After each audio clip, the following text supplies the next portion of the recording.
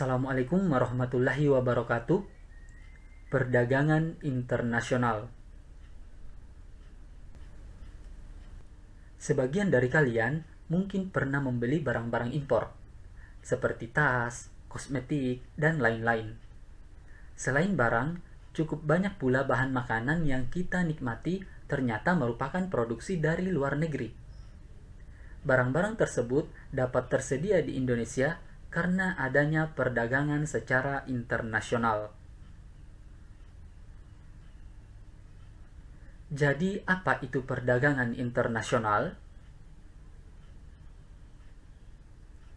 Perdagangan internasional adalah perdagangan antara dua belah pihak yang berasal dari negara yang berbeda, berdasarkan pada perjanjian yang telah disepakati bersama. Pihak yang melakukan perdagangan ini dapat berupa individu, perusahaan, atau pemerintah.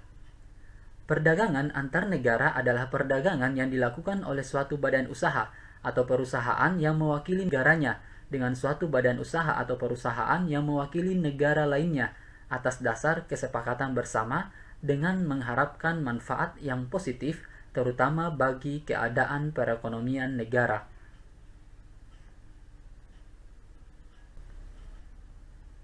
Manfaat perdagangan internasional. Yang pertama, memperoleh keuntungan. Memperoleh keuntungan adalah tujuan utama dari kegiatan perdagangan. Perdagangan yang dilakukan antar negara memberikan keuntungan yang lebih besar karena jangkauan pasar yang luas, sehingga pendapatan atau keuntungan yang diperoleh produsen akan meningkat. Yang kedua, memperoleh barang yang tidak dapat diproduksi di dalam negeri. Keterbatasan sumber daya alam tiap-tiap daerah berbeda-beda. Jika suatu daerah tidak dapat memproduksi suatu barang tertentu, sekarang daerah tersebut dapat dengan mudah mendapatkan barang yang diinginkan melalui kegiatan perdagangan internasional. Yang ketiga, menjalin persahabatan antar negara.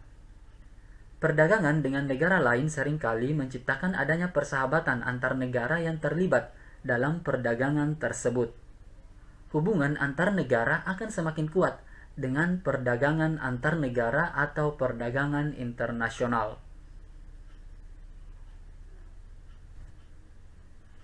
Manfaat yang keempat, melakukan transfer teknologi modern.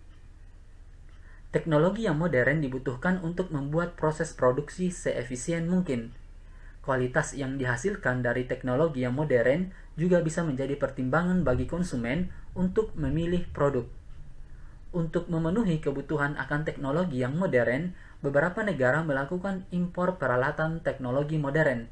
Dari pertukaran ini, negara yang melakukan impor akan terbantu dengan peralatan tersebut.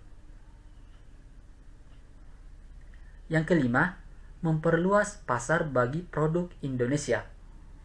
Pemasaran adalah suatu proses yang penting dalam perdagangan. Jika pemasaran suatu produk dapat mencakup wilayah yang luas, maka kondisi ini akan memudahkan produsen untuk menjual barangnya. Perdagangan antar negara dapat memperluas pasar bagi produk Indonesia dan jangkauannya akan semakin luas sehingga bisa memasarkan dan menjual produk yang lebih banyak kepada konsumen. Manfaat yang kelima, menambah devisa negara. Tidak dapat dipungkiri juga bahwa kegiatan perdagangan antar negara berupa ekspor juga dapat meningkatkan devisa negara. Dengan meningkatnya jumlah ekspor di suatu negara, maka devisa negara akan semakin bertambah sehingga negara tersebut akan semakin kaya. Faktor pendorong terjadinya perdagangan internasional. Yang pertama, penguasaan ilmu pengetahuan dan teknologi. Negara-negara dengan penguasaan ilmu pengetahuan dan teknologi yang tinggi akan mampu memproduksi barang dan jasa yang lebih banyak, berkualitas, dan tentunya efisien dibandingkan dengan negara yang lambat akan ipteknya. Hal ini bisa terjadi karena pemanfaatan teknologi sangat menghemat biaya produksi dan mampu menghasilkan barang yang lebih banyak. Negara dengan teknologi yang lebih maju cenderung melakukan spesialisasi dalam memproduksi barang, sedangkan barang yang bukan produk sendiri akan dibeli dari negara lain. Yang kedua, perbedaan kekayaan sumber daya alam. Setiap negara memiliki keadaan geografis yang berbeda-beda, sehingga perbedaan tersebut menjadi setiap negara memiliki kekayaan sumber daya alam yang berbeda-beda pula.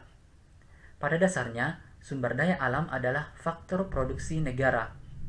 Oleh karena itu, setiap negara memiliki keanekaragaman kondisi produksi.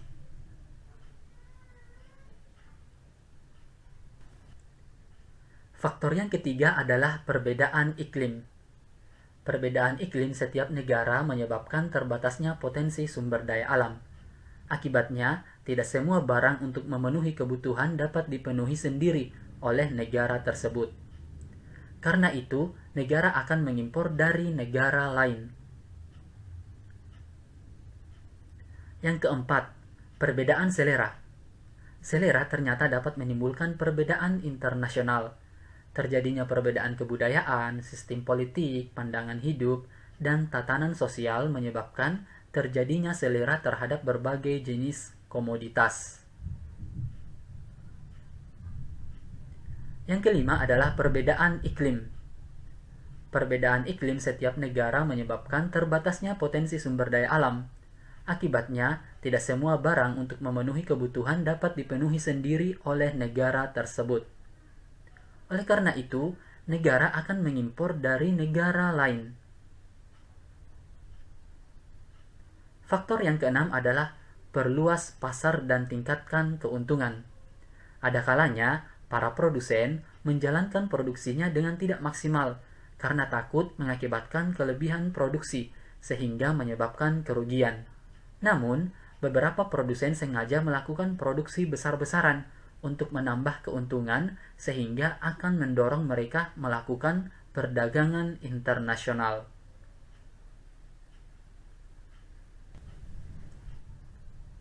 Dalam perdagangan internasional pasti terjadi ekspor dan impor.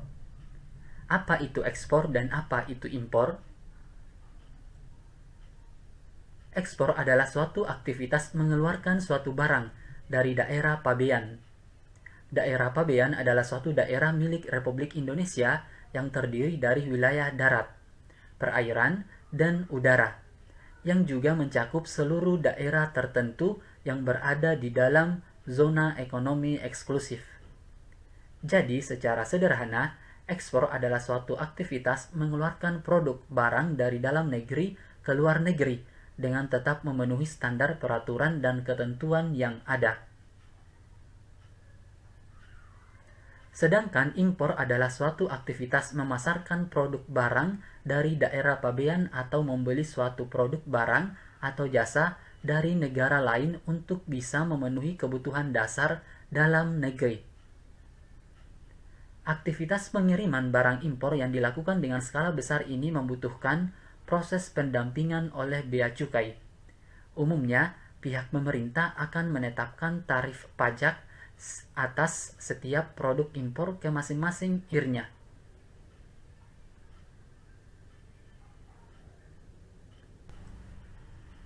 Oke, sekian pembahasan kita. Terima kasih.